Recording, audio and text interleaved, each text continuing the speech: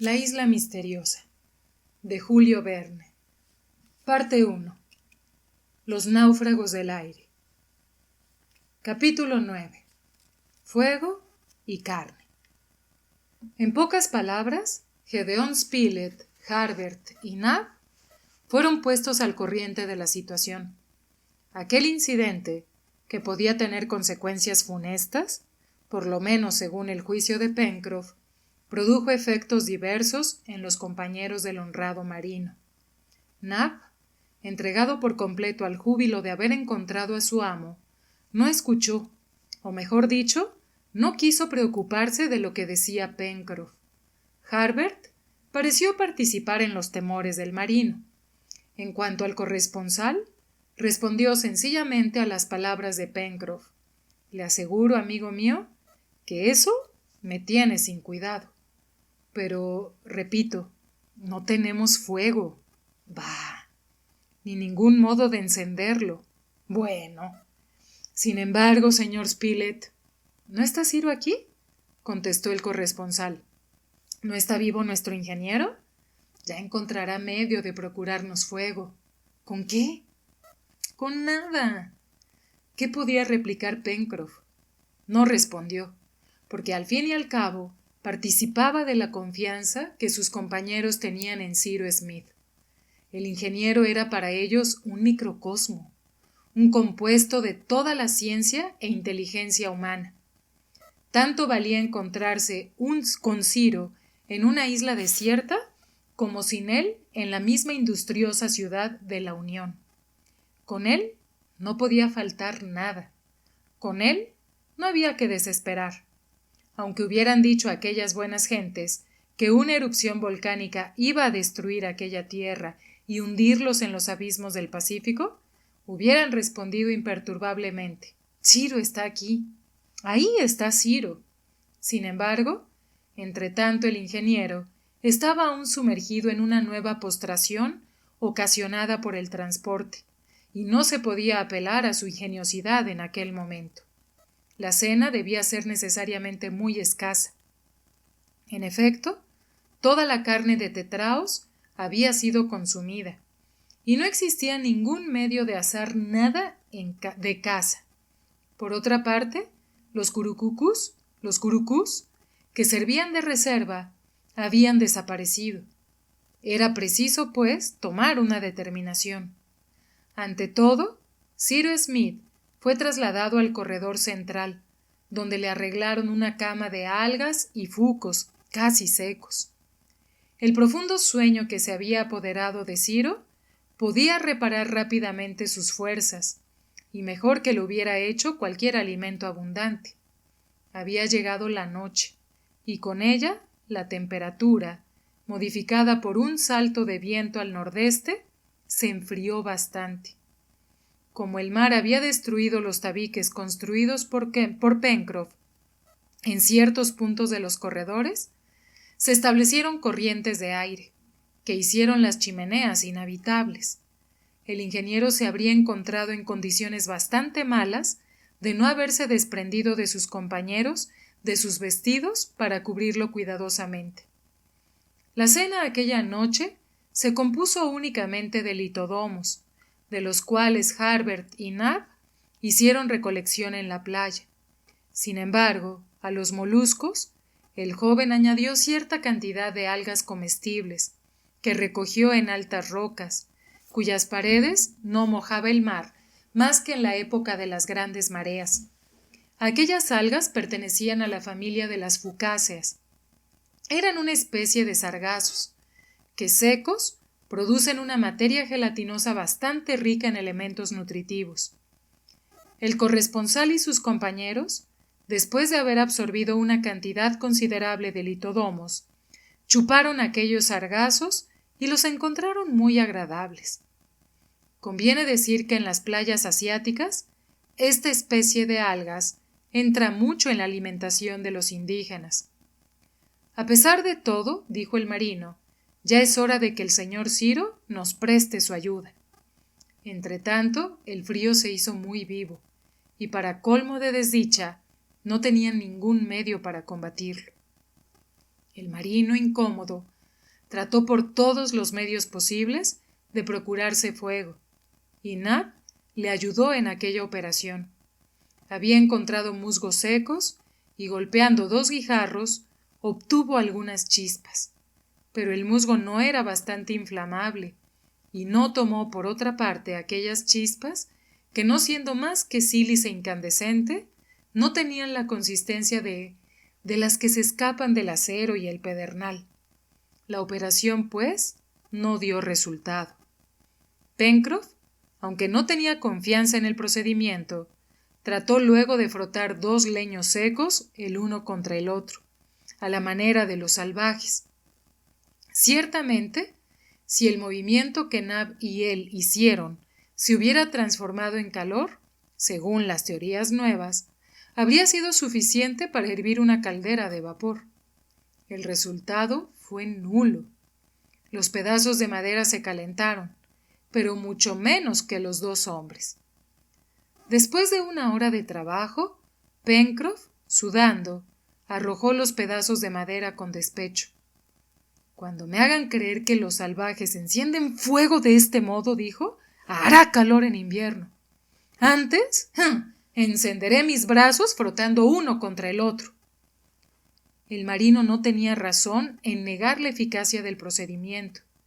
Es cierto que los salvajes encienden la madera con un frotamiento rápido, pero no toda clase de madera vale para esta operación, y además tienen maña, según la expresión consagrada, y probablemente Pencroff no la tenía.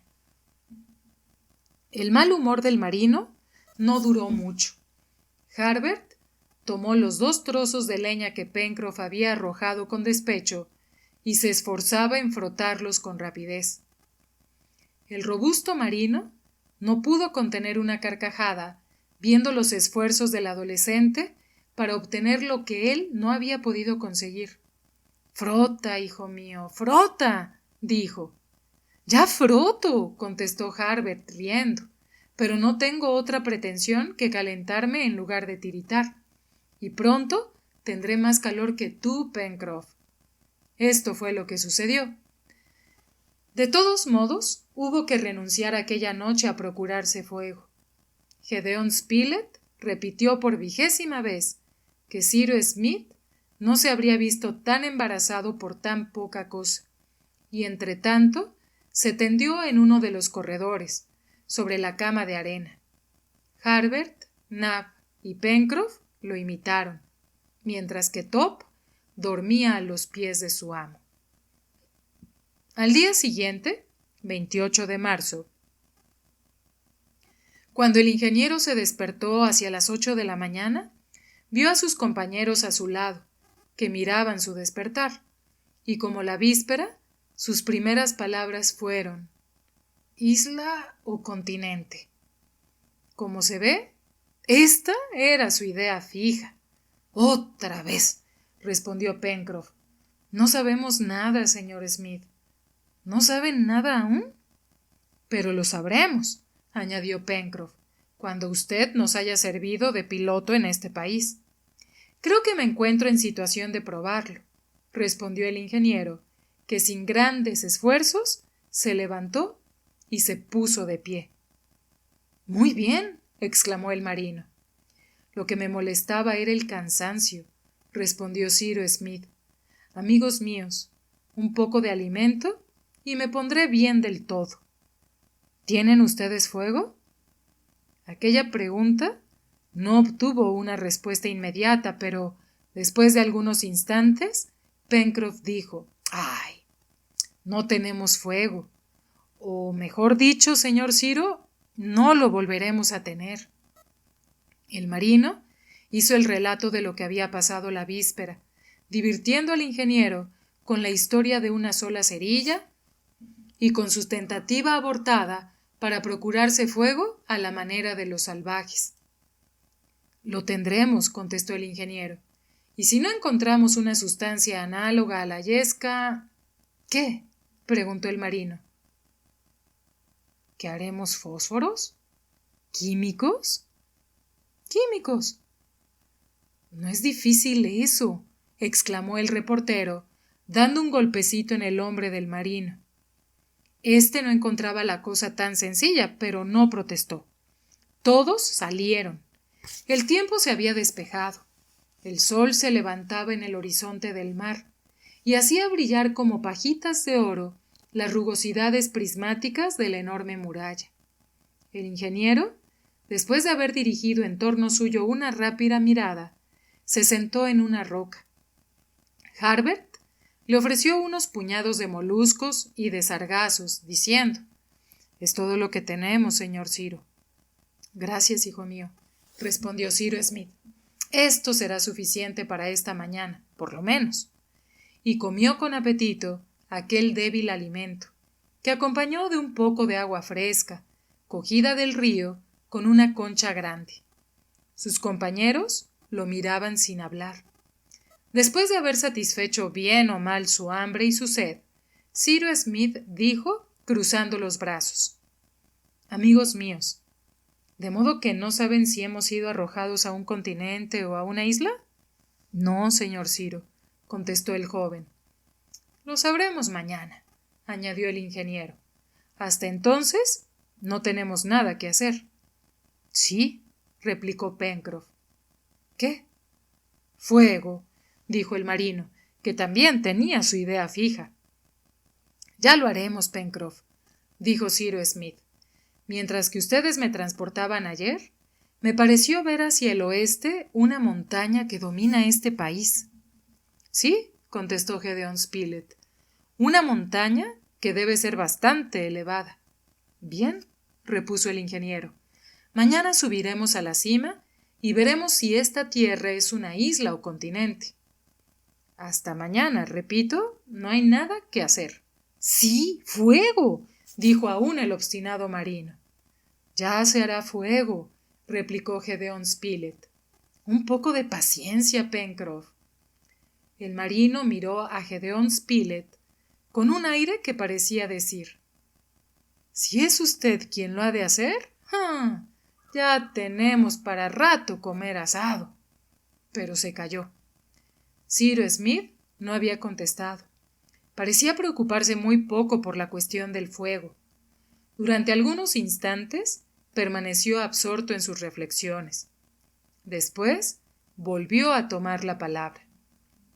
«Amigos míos», dijo, «nuestra situación quizá es muy deplorable, pero en todo caso también es muy sencilla. O estamos en un continente y entonces, a costa de fatigas más o menos grandes, llegaremos a algún punto habitable. O bien estamos en una isla, y en este último caso, si la isla está habitada, tendremos que relacionarnos con sus habitantes. Si está desierta, tendremos que vivir por nosotros mismos». «Sí, qué sencillita la cosa», añadió Pencroff. «Pero sea isla o continente», preguntó Gédéon Spilett, «¿dónde le parece a usted que hemos sido arrojados?» «A ciencia cierta no puedo saberlo», contestó el ingeniero, «pero presumo que nos encontramos en tierra del Pacífico. En efecto, cuando partimos de Richmond, el viento soplaba del nordeste, y su violencia prueba que su dirección no ha debido variar. Si esta dirección se ha mantenido de nordeste a sudoeste, hemos atravesado los estados de Carolina del Norte, de la Carolina del Sur, de Georgia, el Golfo de México, México, en su parte estrecha, y después una parte del Océano Pacífico. No calculo menos de 6.000 o 7.000 millas de distancia recorrida por el globo, y por poco que el viento haya variado, ha debido llevarnos o al archipiélago de Mendana o a las islas de Tuamotu, o si tenía más velocidad de la que me parece, hasta la tierra de Nueva Zelanda. Si esta última hipótesis se ha realizado, nuestra repatriación será fácil, pues encontraremos con quienes hablar, ya sean ingleses o maorís. Si al contrario, esta costa pertenece a alguna isla desierta de un archipiélago micronesio, quizá podremos reconocerlo desde lo alto del cono que domina este país, y entonces tendremos que establecernos aquí como si no debiéramos salir nunca. ¡Nunca!, exclamó el corresponsal. ¿Dice usted nunca, querido Ciro? Más vale ponerse desde luego en lo peor, contestó el ingeniero. Así se reserva uno la sorpresa de lo mejor. Bien dicho, replicó Pencroff. Debemos, sin embargo, esperar que esta isla, si lo es, no se encontrará precisamente situada fuera de la ruta de los barcos. Sería verdaderamente el colmo de la desgracia. No sabremos a qué atenernos, sino después de haber subido a la cima de la montaña, añadió el ingeniero. Pero mañana, señor Ciro, preguntó Harbert, ¿podrá soportar usted las fatigas de esta ascensión? Así lo espero, contestó el ingeniero, pero a condición de que Pencroff y tú, hijo mío, os mostréis cazadores inteligentes y diestros. Señor Ciro, dijo el marino, ya que habla usted de caza, si a mi vuelta estuviera tan seguro de poderla asar como estoy tan seguro de traerla, tráigala usted de todos modos, Pencroff, dijo Cyrus Smith. Se convino, pues, que el ingeniero y el corresponsal pasarían el día en las chimeneas, a fin de examinar el litoral y la meseta superior. Durante este tiempo, Nab, Harbert y el marino volverían al bosque, renovarían la provisión de leña y harían acopio de todo animal de pluma o de pelo que pasara a su alcance. Partieron, pues, hacia las 10 de la mañana. Harbert, confiado, Nab, alegre, Pencroff, murmurando algo para sí. Si a mi vuelta encuentro fuego en casa, es porque el rayo en persona habrá venido a encenderlo. Los tres subieron por la orilla, y al llegar al recodo que formaba el río, el marino, deteniéndose, dijo a sus compañeros: ¿comenzaremos siendo cazadores o leñadores? Cazadores, contestó Harbert. Ya está Top en su sitio. Cacemos, pues, respondió el marino. Después volveremos aquí para hacer nuestra provisión de leña. Dicho esto, Harbert, Nab y Pencroff, después de haber arrancado 3 ramas del tronco de un joven abeto, siguieron a Top, que saltaba entre las altas hierbas. Aquella vez los cazadores, en lugar de seguir el curso del río, se internaron directamente en el corazón mismo del bosque. Hallaron los mismos árboles que el primer día, pertenecientes la mayor parte de ellos a la familia de los pinos. En ciertos sitios, donde el bosque era menos espeso, había matas aisladas de pinos que presentaban medidas más considerables y parecían indicar por su altura que aquella comarca era más elevada en latitud de lo que suponía el ingeniero. Algunos claros, erizados de troncos roídos por el tiempo, estaban cubiertos de madera seca y formaban así inagotables reservas de combustible. Después, pasados los claros, el bosque se estrechó y se hizo casi impenetrable. Guiarse en medio de aquellas masas de árboles, sin ningún camino trazado, era bastante difícil. Por esto el marino, de cuando en cuando, establecía jalones, rompiendo algunas ramas que debían señalarles el camino a su vuelta. Pero quizá no había hecho bien en no seguir el curso del río, como Harbert y él habían hecho en su primera excursión, porque después de 1 hora de marcha no se había dejado ver ni una sola pieza de caza. Top, corriendo bajo las altas hierbas, no levantaba más que avecillas a las cuales no se podían aproximar. Los mismos curucús eran absolutamente invisibles, y probablemente el marino se vería forzado a volver a la parte pantanosa del bosque, en la cual había operado tan felizmente en su pesca de tetraos. Pencroff! Dijo Nab, en tono algo sarcástico. Si esta es la caza que ha prometido llevar a mi amo, no necesitará fuego para asarla. Paciencia, Nab, contestó el marino. No faltará caza a la vuelta. ¿No tiene confianza en el señor Smith? Sí. ¿Pero no cree usted que hará fuego? Lo creeré cuando la madera arde en la lumbre. Arderá, puesto que mi amo lo ha dicho. Veremos. Entretanto, el sol no había aún llegado al más alto punto de su curso en el horizonte. La exploración continuó y fue útilmente señalada por el descubrimiento que Harbert hizo de un árbol cuyas frutas eran comestibles. Era el pino piñonero, que producía un piñón excelente, muy estimado en las regiones templadas de América y Europa. Aquellos piñones estaban maduros, y Harbert los señaló a sus dos compañeros, que comieron en abundancia. Vamos, dijo Pencroff, tendremos algas a guisa de pan, moluscos crudos a falta de carne, y piñones para postre. Tal es la comida de las personas que no tienen una cerilla en los bolsillos. No hay que quejarse, contestó Harbert. No me quejo, añadió Pencroff. Solamente repito que la carne brilla demasiado por su ausencia en estas comidas. No es ese el parecer de Top, exclamó Nab, y corrió hacia un matorral en medio del cual había desaparecido el perro ladrando. A los ladridos de Top se mezclaron unos gruñidos singulares.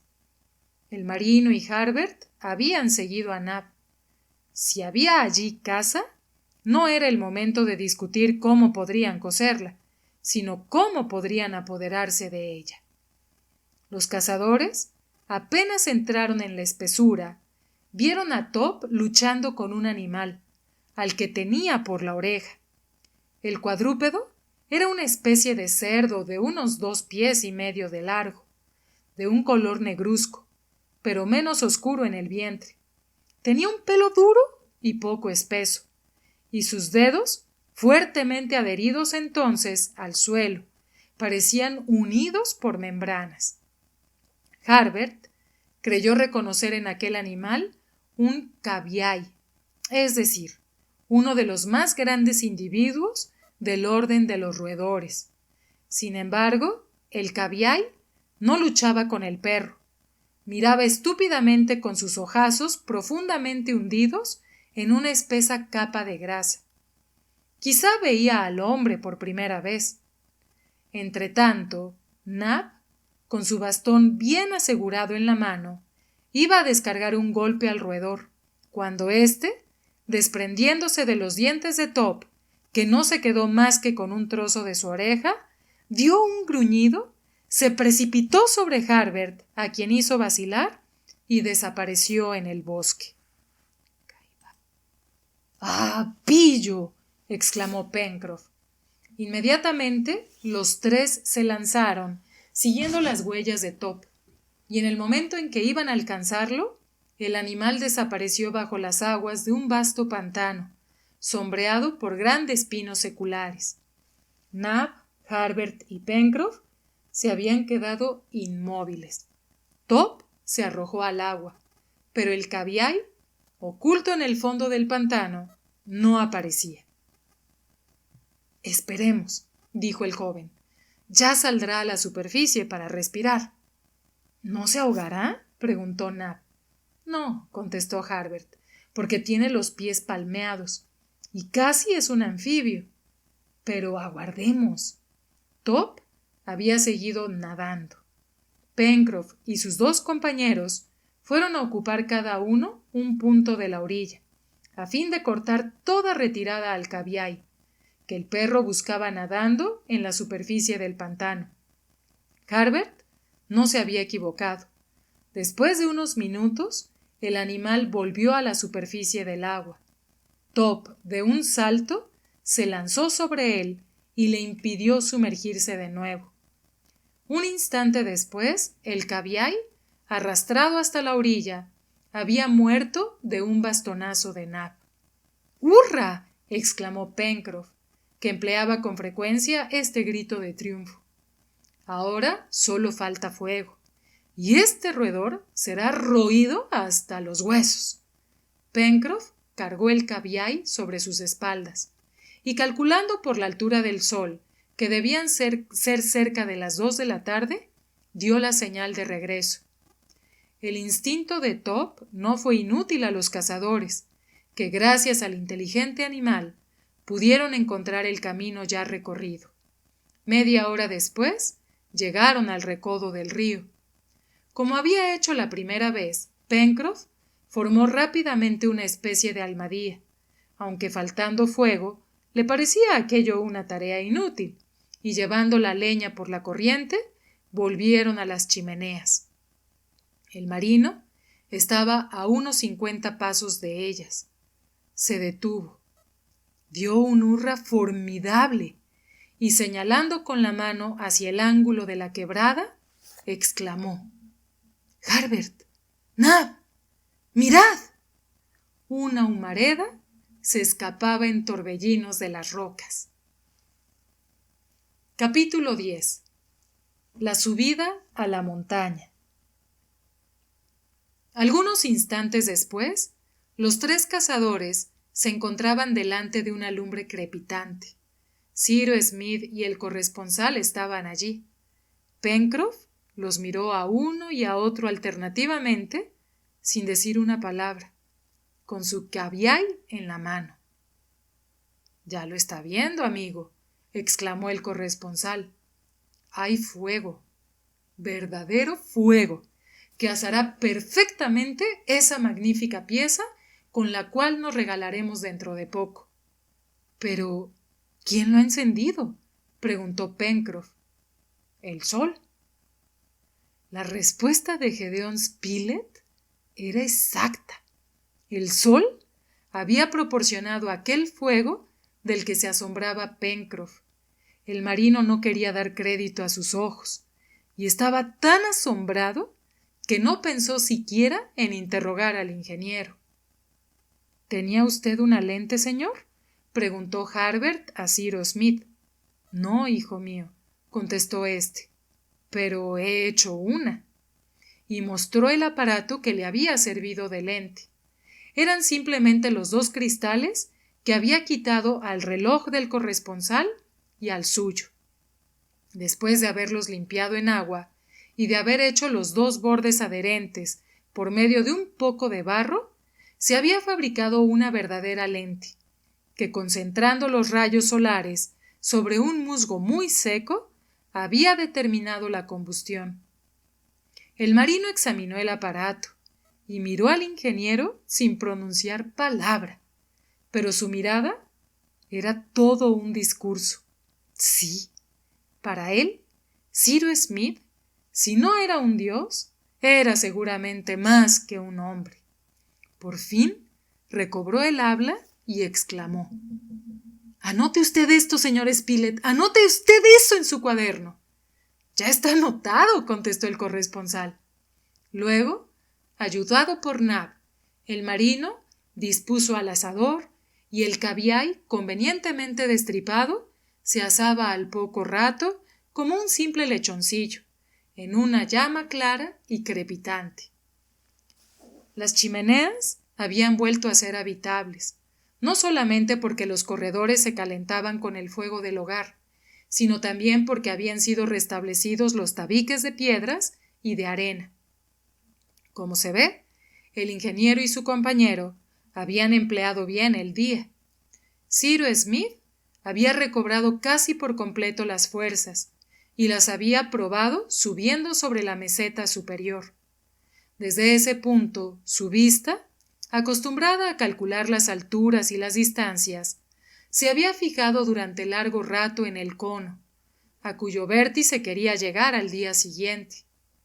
El monte, situado a unas 6 millas al noroeste, le parecía medir 3.500 pies sobre el nivel del mar. Por consiguiente, la vista de un observador desde su cumbre podía recorrer el horizonte en un radio de 50 millas por lo menos. Era, pues, probable que Cyrus Smith resolviera fácilmente la cuestión de si era isla o continente, a la que daba, no sin razón, la primacía sobre todas las otras. Cenaron regularmente. La carne del caviar fue declarada excelente, y los sargazos y los piñones completaron aquella cena, durante la cual el ingeniero habló muy poco. Estaba muy preocupado por los proyectos del día siguiente. Una o dos veces, Pencroff expuso algunas ideas sobre lo que convendría hacer, pero Cyrus Smith, que era evidentemente un espíritu metódico, se contentó con sacudir la cabeza. Mañana, repetía, sabremos a qué atenernos y haremos lo que proceda en consecuencia. Terminó la cena. Arrojaron en el hogar nuevas brazadas de leña, y los huéspedes de las chimeneas, incluso el fiel Top, se durmieron en un profundo sueño. Ningún incidente turbó aquella apacible noche, y al día siguiente, 29 de marzo, frescos y repuestos, se levantaron dispuestos a emprender aquella excursión que había de determinar su suerte. Todo estaba preparado para la marcha. Los restos del caviar podían alimentar durante 24 horas a Cyrus Smith y a sus compañeros. Por otra parte, esperaban avituallarse por el camino. Como los cristales habían sido puestos en los relojes del ingeniero y del corresponsal, Pencroff quemó un poco de trapo que debía servir de yesca. En cuanto al pedernal, no debía faltar en aquellos terrenos de origen plutónico. Eran las 7:30 de la mañana cuando los exploradores, armados de palos, abandonaron las chimeneas. Siguiendo la opinión de Pencroff, les pareció mejor tomar el camino ya recorrido a través del bosque, sin perjuicio de volver a otra parte. Esta era la vía más directa para llegar a la montaña. Volvieron, pues, hacia el ángulo sur y siguieron la orilla izquierda del río, que fue abandonada en el punto en que doblaba hacia el sudoeste. El sendero abierto bajo los árboles verdes fue encontrado, y a las 9, Cyrus Smith y sus compañeros llegaban al lindero occidental del bosque. El suelo, hasta entonces poco quebrado, pantanoso al principio, seco y arenoso después, acusaba una ligera inclinación que remontaba del litoral hacia el interior de la comarca.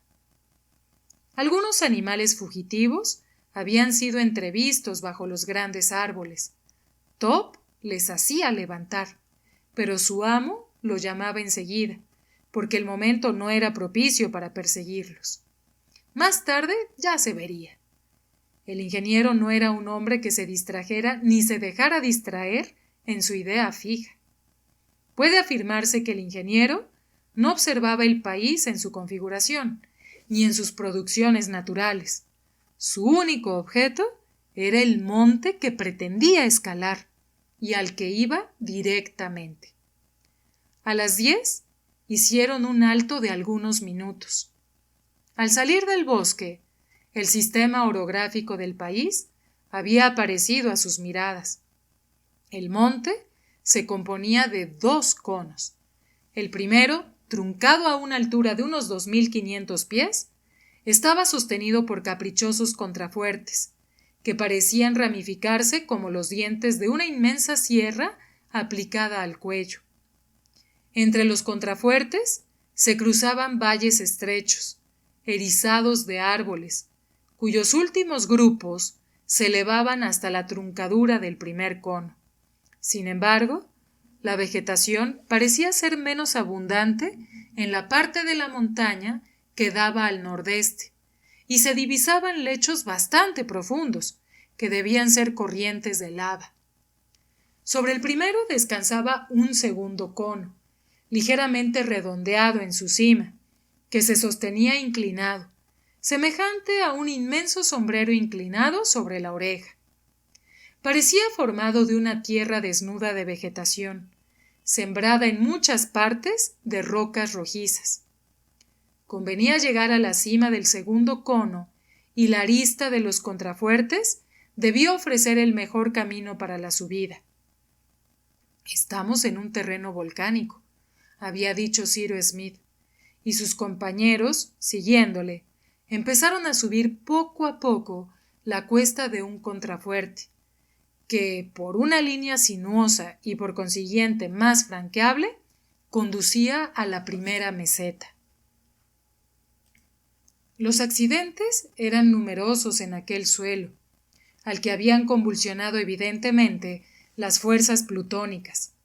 Acá y allá se veían bloques graníticos, restos innumerables de basalto, piedra pómez, obsidiana y grupos aislados de esas coníferas que algunos centenares de pies más abajo, en el fondo de estrechas gargantas, formaban espaciosas espesuras, casi impenetrables a los rayos del sol.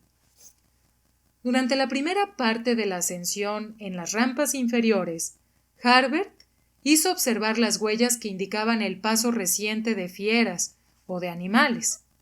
Esos animales no nos cederán quizá de buena gana su dominio, dijo Pencroff. Bueno, contestó el reportero, que había cazado ya el tigre en India y el león en África. Procuraremos desembarazarnos de ellos.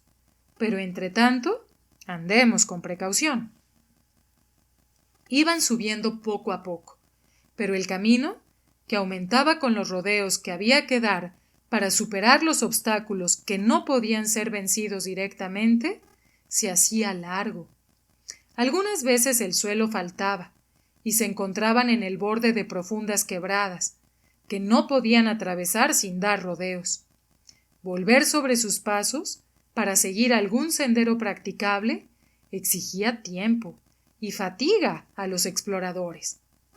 A mediodía, cuando la pequeña tropa hizo alto para almorzar al pie de un ancho bosquecillo de abetos, cerca de un pequeño arroyuelo que se precipitaba en cascadas, estaba a medio camino de la primera meseta, a la que no creían llegar hasta que hubiera caído la noche.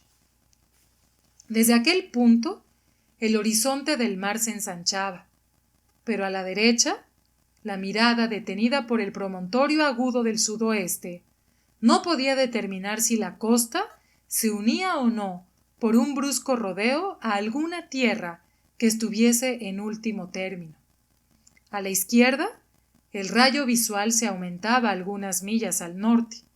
Sin embargo, desde el noroeste, en el punto que ocupaban los exploradores, se encontraba y detenía absolutamente por la arista de un contrafuerte de forma extraña que formaba la base poderosa del cono central. No se podía presentir nada aún acerca de la cuestión que quería resolver Cyrus Smith. A la una, continuaron la ascensión. Fue preciso bajar hacia el sudoeste y entrar de nuevo en los matorrales bastante espesos. Allí, bajo la sombra de los árboles, volaban muchas parejas de gallináceas de la familia de los faisanes. Eran los tragopanes, adornados de una papada carnosa que pendía de sus gargantas y de dos delgados cuerpos cilíndricos en la parte posterior de sus ojos. Entre estas parejas, de la magnitud de un gallo, la hembra era uniformemente parda, mientras que el macho resplandecía con su plumaje rojo, sembrado de manchas blancas y redondas. Gédéon Spilett, con una pedrada, diestra y vigorosamente lanzada, mató a uno de los tragopanes, al cual Pencroff, a quien el aire libre le había abierto el apetito, vio caer con gran satisfacción. Después de haber abandonado aquellos matorrales, los exploradores, ayudándose unos a otros, treparon por un talud muy empinado, que tendría unos 100 pies, y llegaron a un piso superior poco provisto de árboles, y cuyo suelo tenía una apariencia volcánica. Tratábase entonces de volver hacia el este, describiendo curvas que hacían las pendientes más practicables, porque eran ya más duras, y cada cual debía escoger con cuidado el sitio en donde posaba su pie. Nab y Harbert marchaban a la cabeza, Pencroff a retaguardia, y entre ellos Ciro y el corresponsal. Los animales que frecuentaban aquellas alturas, y cuyas huellas no faltaban, debían pertenecer necesariamente a esas razas de pie seguro y de espina flexible, gamuzas o cabras monteses. Vieron algunos de ellos, pero no fue este el nombre que les dio Pencroff, porque en cierto momento exclamó: ¡Cameros! Todos se detuvieron a 50 pasos de media docena de animales de gran corpulencia, con fuertes cuernos encorvados hacia atrás y achatados hacia la punta, de vellón lanudo, oculto bajo largos pelos de color leonado. No eran cameros ordinarios, sino una especie comúnmente extendida por las regiones montañosas de las zonas templadas, a la que Harbert dio el nombre de muflas. ¿Se puede hacer con ellos guisados y chuletas?, preguntó el marino. Sí, contestó Harbert. Pues entonces son carneros, dijo Pencroff. Aquellos animales permanecían inmóviles entre los trozos de basalto, mirando con ojos animados, con ojos admirados, como si vieran por primera vez bípedos humanos. Después, despertándose súbitamente su miedo, desaparecieron saltando entre las rocas. ¡Hasta la vista!, les gritó Pencroff con un tono tan cómico que Cyrus Smith, Gédéon Spilett, Harbert y Nab no pudieron por menos que soltar la carcajada. La ascensión continuó. Frecuentemente se observaban en ciertos declives huellas de lava muy caprichosamente estriada. Pequeñas solfataras cortaban a veces el camino que recorrían los expedicionarios, y les era preciso seguir sus bordes. En algunos puntos el azufre había depositado bajo la forma de concreciones cristalinas, en medio de las materias que preceden generalmente a las erupciones de lava, puzolanas de granos irregulares y muy tostadas, cenizas blancas hechas de una infinidad de pequeños cristales feldespáticos. En las cercanías de la primera meseta, formada por la truncadura del cono inferior, las dificultades de la ascensión fueron grandes. Hacia las 4 de la tarde, la extrema zona de los árboles había sido ya pasada, y no veían sino aquí o allá algunos pinos flacos y descarnados que debían tener la vida dura para resistir en aquellos parajes los grandes vientos del mar. Felizmente para el ingeniero y sus compañeros, el tiempo era bueno, y la atmósfera estaba tranquila, porque una violenta brisa en una altitud de 3000 pies hubiera impedido sus evoluciones. La pureza del cielo en el cenit se sentía a través de la transparencia del aire. Una perfecta calma reinaba alrededor de ellos. No veían ya el sol, entonces oculto por la vasta pantalla del cono superior que encubría la mitad del horizonte al oeste, y cuya sombra enorme, prolongándose hasta el litoral, crecía a medida que el radiante astro bajaba en su curso diurno. Algunos vapores, brumas más que nubes, empezaban a mostrarse al este, y se coloreaban con toda la gama espectral bajo las acciones de los rayos solares. 500 pies solamente separaban a los exploradores de la meseta a donde querían llegar, a fin de establecer un campamento para pasar la noche. Pero aquellos 500 pies se alargaron hasta más de 2 millas por los zigzags que tuvieron que describir. El suelo, por decirlo así, faltaba a sus pies. Las pendientes presentaban con frecuencia un ángulo tan abierto que se deslizaban los pies por el lecho de lava, cuando las estrías, gastadas por el aire, no ofrecían un punto de apoyo suficiente. En fin, empezaba a oscurecer, y era ya casi de noche, cuando Cyrus Smith y sus compañeros, muy cansados por una ascensión de 7 horas, llegaron a la meseta del primer cono. Trataron entonces de organizar el campamento y de reparar sus fuerzas cenando primero y durmiendo después. Aquel segundo piso de la montaña se elevaba sobre una base de rocas, en medio de las cuales se encontraba fácilmente un abrigo.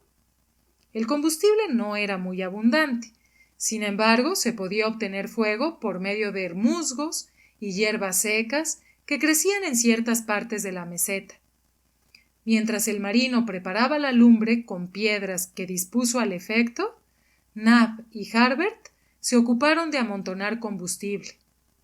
Volvieron pronto con una carga de leña. Arrancaron algunas chispas al pedernal, que comunicaron fuego al trapo quemado, y al soplo de Nab se desarrolló en pocos instantes una llama bastante viva al abrigo de las rocas. Aquel fuego no estaba destinado más que para combatir la temperatura un poco fría de la noche, y no fue empleado para cocer el faisán, que Nab reservaba para el día siguiente.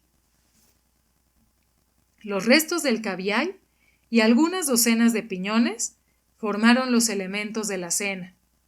No eran aún las 6:30 cuando todo estaba terminado. Cyrus Smith tuvo entonces la idea de explorar en la semioscuridad aquel largo asiento circular que soportaba el cono superior de la montaña. Antes de descansar, quería saber si aquel cono podría ser recorrido por su base, para el caso de que sus flancos, demasiado empinados, lo hicieran inaccesible hasta el vértice. Aquella cuestión no dejaba de preocuparlo, porque era posible que de la parte en que el sombrero se inclinaba, es decir, hacia el norte, la meseta no fuera practicable. Ahora bien, si no podía llegar a la cima de la montaña, y si por otra parte no se podía dar la vuelta a la base del cono, sería imposible examinar la parte occidental del país, y el objeto de la ascensión no se conseguiría. Así pues, el ingeniero, sin pensar en su cansancio, dejando a Pencroff y a Nab organizar las camas y a Gedeón Spilett anotar los incidentes del día, siguió la base circular de la meseta, dirigiéndose hacia el norte, acompañado de Harbert. La noche era buena y tranquila, y la oscuridad poco profunda aún. Cyrus Smith y el joven marchaban el uno junto al otro sin hablar. En ciertos sitios, la meseta se ensanchaba mucho delante de ellos y pasaban sin molestia. En otros, obstruida por hundimientos, no ofrecía más que una estrecha senda, sobre la cual dos personas no podían caminar de frente. Después de una marcha de cerca de 20 minutos, Ciro y Harbert tuvieron que detenerse. A partir de aquel punto, las pendientes de los dos conos se unían. No había base que separara las dos partes de la montaña, y dar la vuelta al cono por unas pendientes inclinadas unos 60 grados era imposible. Pero si el ingeniero y el joven tuvieron que renunciar a seguir una dirección circular, en cambio, comprendieron la posibilidad de emprender directamente la ascensión del cono. En efecto, delante de ellos se abría una profunda cavidad en las paredes del cono. Era la boca del cráter superior, el cuello, si se quiere, por el cual se escapaban materias eruptivas líquidas en la época en que el volcán estaba en actividad. Las lavas endurecidas, las escorias solidificadas, formaban una especie de escalera natural, de anchos escalones que debían facilitar el ascenso a la cima de la montaña.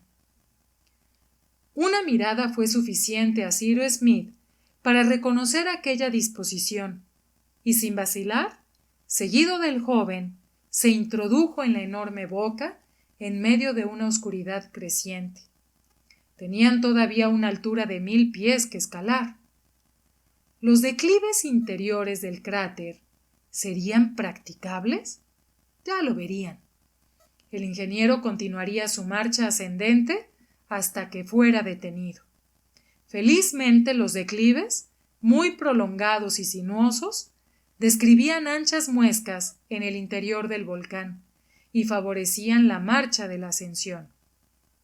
En cuanto al volcán, no podía dudarse que estaba completamente apagado, Ni siquiera una humareda se escapaba de sus costados, ni una llama se descubría en las profundas cavidades, ni un gruñido, ni un murmullo, ni un estremecimiento salía de aquel pozo oscuro que llegaba quizá hasta las entrañas del globo. La misma atmósfera dentro del cráter no estaba saturada de ningún vapor sulfuroso.